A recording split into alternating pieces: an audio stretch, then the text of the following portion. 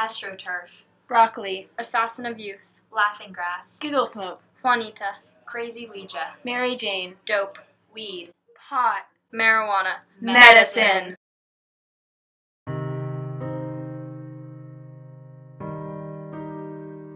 I'm Jess. I'm Tristan. And I'm Emma. When I was 10, I was diagnosed with epilepsy. Epilepsy is a neurological disorder where a person has recurrent seizures of an unknown origin. 1 in 26 people will develop epilepsy in their lifetime. Fortunately, Emma was able to get her seizures under control. But some people in the epilepsy community are not so lucky. Some people have found that marijuana helps in controlling intractable seizures which cannot be controlled with medication.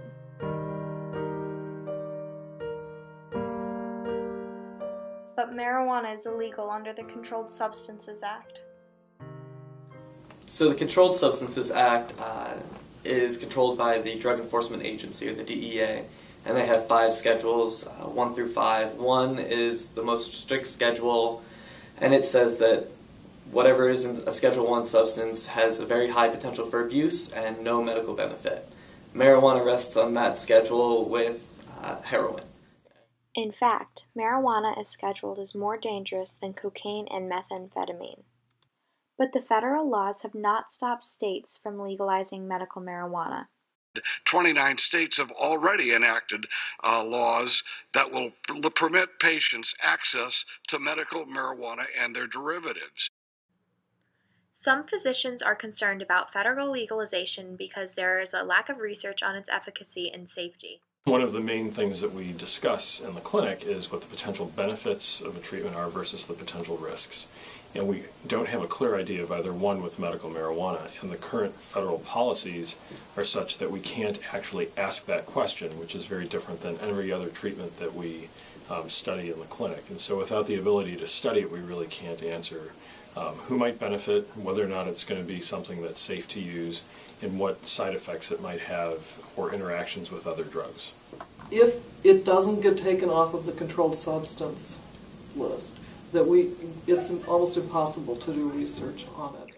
Then there are people who think that stringent supervision and regulation of marijuana are necessary along with research. Let's get it straight. The Controlled Substance Act makes marijuana in the United States illegal because it's not safe. Mr. Chairman, this is not a medicine. This would be like me as a physician saying, I think you need penicillin. Go chew on some mold. Despite these risks, there are some parents desperate to stop their child's seizures. And marijuana might be their only option. We spoke with Gail Rand, a local mother advocating for access to medical marijuana for her young son, Logan. Yes, Logan is 5 and he's a fun, happy little guy. Logan has usually had about 10 to 15 seizures a day. The most he's ever had was about 75 in one day.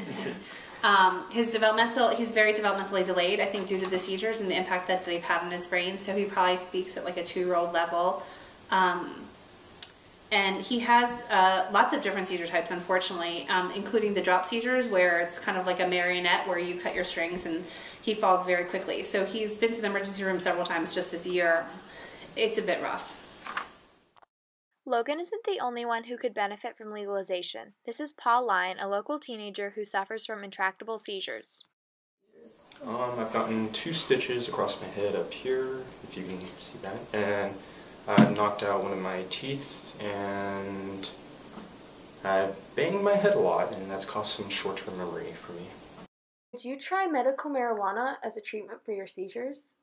I mean, it's something to try. I mean, I have tried a whole variety of different things on my epilepsy. Besides medications, I've tried certain types of sunglasses. I've tried the Atkins diet. Small possibility that may help. The strains of marijuana used to treat epilepsy are high in cannabidiol, CBD, and low in tetrahydrocannabinol, THC, which is the chemical that causes the high that people associate with marijuana.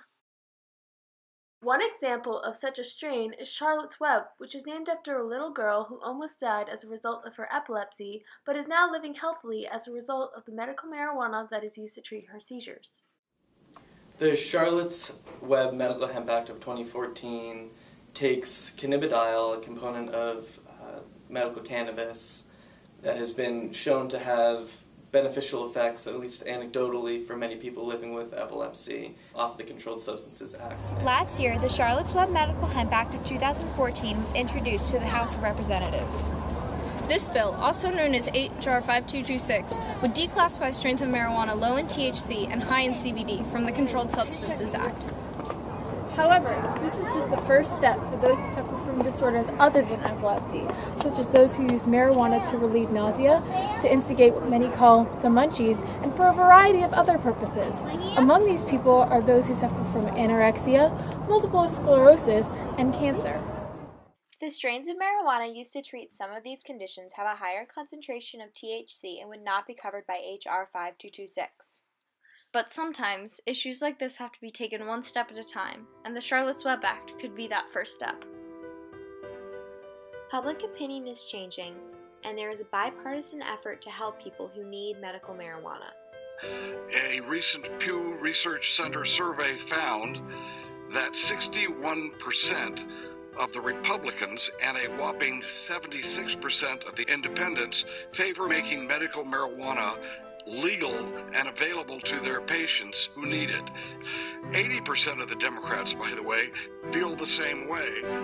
So many people have been negatively affected by epilepsy, and medical marijuana could possibly put them on the road towards controlling their seizures. However, the Controlled Substances Act and its scheduling of marijuana have robbed these people of that chance.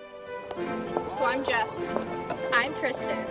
And I'm Emma, and we ask you, America, do you think the Controlled Substances Act should be allowed to schedule lives?